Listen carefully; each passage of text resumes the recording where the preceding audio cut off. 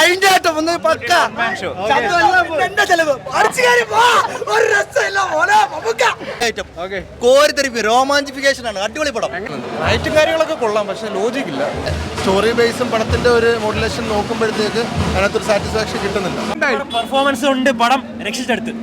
ഒരു average script, മമ്മൂക്കാടെ ഒരു പെർഫോമൻസും.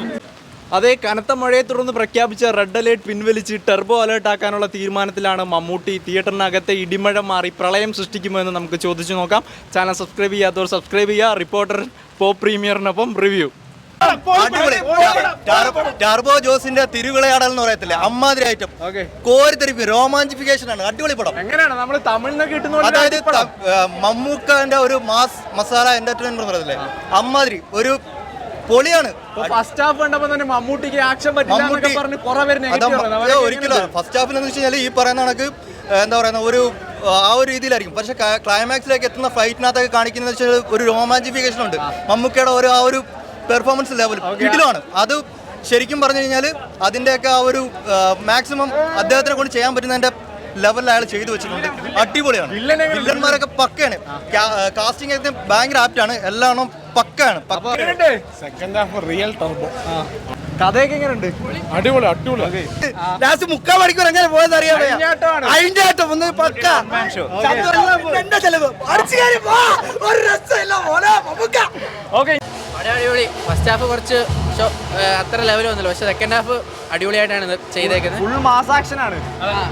ലാസ്റ്റ് ഫൈറ്റ് ഒക്കെ അടിപൊളി. ഫസ്റ്റ് ഫൈറ്റ് കാണുമെന്ന് വിചാരിക്കും അതാണ് ലെവലെന്ന്, പക്ഷെ ലാസ്റ്റ് ഒക്കെ നൈസ്. മമ്മൂട്ടി തന്നെയാണ് മെയിൻ.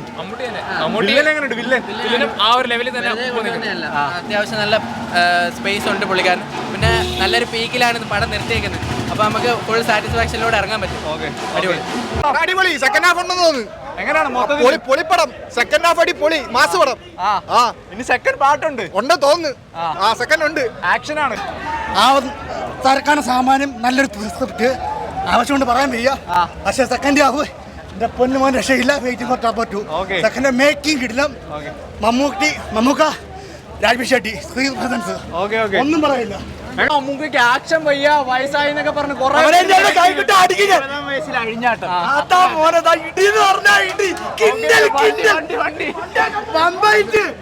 ഒരു പോലീസ് സ്റ്റേഷൻ ഫൈറ്റിന് അടിച്ചത് നേരത്തെ പോലീസ് സ്റ്റേഷൻ അരമണിക്കൂർ ലാസ്റ്റ് തീയാണ്. പെർഫോമൻസ് ഉണ്ട്, പടം രക്ഷിച്ചെടുത്ത്. ഒരു ആവറേജ് സ്ക്രിപ്റ്റ്, മമ്മൂക്കാടെ ഒരു പെർഫോമൻസും ആക്ഷൻസും എല്ലാം കൊണ്ടും അടിപൊളി. ഒരു 72ാമത്തെ വയസ്സിൽ ഇതേണൊക്കെ ഒരു ആക്ഷൻ ചെയ്യാന്ന് പറഞ്ഞു കഴിഞ്ഞാൽ ഇതാണ് ഭയങ്കര അടിപൊളിയായിട്ട്. നെഗറ്റീവ് ഒക്കെ വന്നിരുന്നു ഓൾറെഡി ട്രെയിലർ കണ്ടപ്പോൾ. അതെങ്ങനെയുണ്ട്? സെക്കൻഡ് ഹാഫിലൊക്കെ സ്ക്രീനിൽ കണ്ടപ്പോൾ ലാസ്റ്റ് ട്വിസ്റ്റ് ഒക്കെ ഉണ്ട്.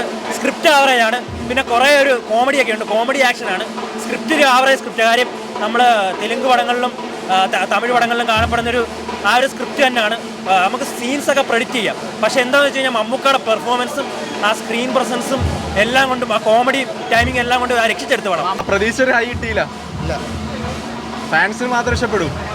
ഫാൻസിന് ഇഷ്ടപ്പെടും. പിന്നെ ഫാമിലി അത്യാവശ്യം ഫാമിലി എന്റർടൈൻമെന്റ് ആണ്. കുഴപ്പമില്ല. ജെന്യൂൻ ആയിട്ട് പറയുകയാണെങ്കിൽ എങ്ങനെയുണ്ട് ബ്രോയ്ക്ക്? മൊത്തത്തിലൊരു ആവറേജ്. എന്താണ്, ആക്ഷനാണോ കഥയാണോ സ്റ്റോറി വൈസ് ആണോ? ആക്ഷനാണ്. പിന്നെ ഇപ്പോഴത്തെ ഒരു മലയാള സിനിമയെ സംബന്ധിച്ചിടത്തോളം ആക്ഷന് വലിയൊരു പ്രാധാന്യം ഇല്ലല്ലോ. അത് വെച്ച് നോക്കുവാണെന്നുണ്ടെങ്കിൽ എന്താ ഒരു പ്രത്യേകത തോന്നിയില്ല. സാധാരണ ഒരു ക്ലീഷേ കുറേ ഐറ്റംസ് പടത്തിലുള്ള പോലെ തോന്നി. മമ്മൂട്ടിയുടെ ആക്ഷൻ അങ്ങോട്ട് വർക്കൗട്ട് ആയില്ലെന്നാണോ? അതോ വർക്കൗട്ട് ആയിട്ടുണ്ട്. ആക്ഷൻ സീനൊക്കെ കാണാൻ നല്ലതാണ്.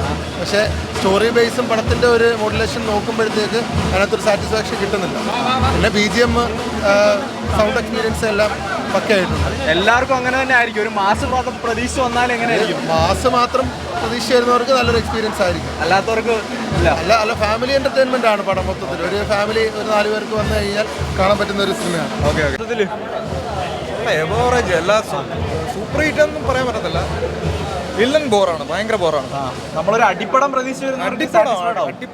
അടിപ്പടം പ്രതീക്ഷ എനിക്ക് സാറ്റിസ്ഫൈഡ് ആയിട്ട് തോന്നിയിട്ടില്ല. ഒരു ഫാൻസിന് വേണ്ടിയിട്ടുള്ള BGM പോരാ, വില്ലൻ പോരാ. മമ്മൂട്ടി കിട്ടുവാണ്. ക്ലൈമാക്സ് മൊമെന്റ്സ് ഒക്കെ എങ്ങനെയുണ്ട്? ഹൈ കിട്ടുമോ കണ്ടിറങ്ങുമ്പോൾ? തൃപ്തി കിട്ടുന്നില്ല. എനിക്ക് കിട്ടിയില്ല. എന്താണ് നെഗറ്റീവ് തോന്നി? എന്താണ്? വില്ലൻ പോരാ. വില്ലനെ കാണുമ്പോൾ തന്നെ ചിരി വരും. നമുക്ക് കട്ടക്ക് നിൽക്കത്തില്ല മമ്മൂക്കയുടെ ഒപ്പം. ഇല്ല, മമ്മൂക്കയുടെ ഒപ്പം നിൽക്കത്തില്ല. വില്ലൻ പോരാ. മമ്മൂക്കയുടെ ആ സ്ക്രീൻ പ്രസൻസും ആക്ഷൻ അടിപൊളിയാണ്. അത് അടിപൊളിയാണ്. അത് കുറെ നെഗറ്റീവ് ഉണ്ടായിരുന്നല്ലോ ആക്ഷനൊക്കെ, അതൊക്കെ എങ്ങനെ വർക്കൗട്ട് ആക്ഷന് അവര് ഒരു ഫൈറ്റ് സീനൊക്കെ ചെയ്യുമ്പോഴേ അപ്പോൾ അതിനകത്തൊരു എന്താണ് ലോജിക്കില്ലാത്ത ഫൈറ്റൊക്കെയാണ് വരുന്നത്. ഫൈറ്റും കാര്യങ്ങളൊക്കെ കൊള്ളാം, പക്ഷേ ലോജിക്കില്ല. ഒരു കോമഡി ടച്ചോടുകൂടി ഒരു സീരിയസ് ആയിട്ട് ഫൈറ്റ് ചെയ്യുന്നില്ല. അതാണ് മൊത്തത്തിൽ വർക്കൗട്ട് ആവും. ചേട്ടൻ എങ്ങനെ ഉണ്ടായി? ഒരു എനിക്ക് തോന്നുന്നത് എവറേജ് അത്രേ ഉള്ളൂ. എങ്ങനെ ഉണ്ടായി ബ്രോ? ഒരു രക്ഷയല്ല, അടിപൊളി ഫൈറ്റ് ആണ്. കിഡിലൻ പടം. മാത്രമേ ഉള്ളോ? ഫൈറ്റുകളുടെ നല്ല സ്റ്റോറിയാണ്, കിഡിലൻ പടം. ഓക്കെ, ഒരു രക്ഷയില്ല, പൊളിച്ച്. കാരണം നമുക്ക് രോമാഞ്ചം. ഒരു രക്ഷയില്ല, നമുക്ക് ഭയങ്കരമായിട്ട് ഇഷ്ടപ്പെടും.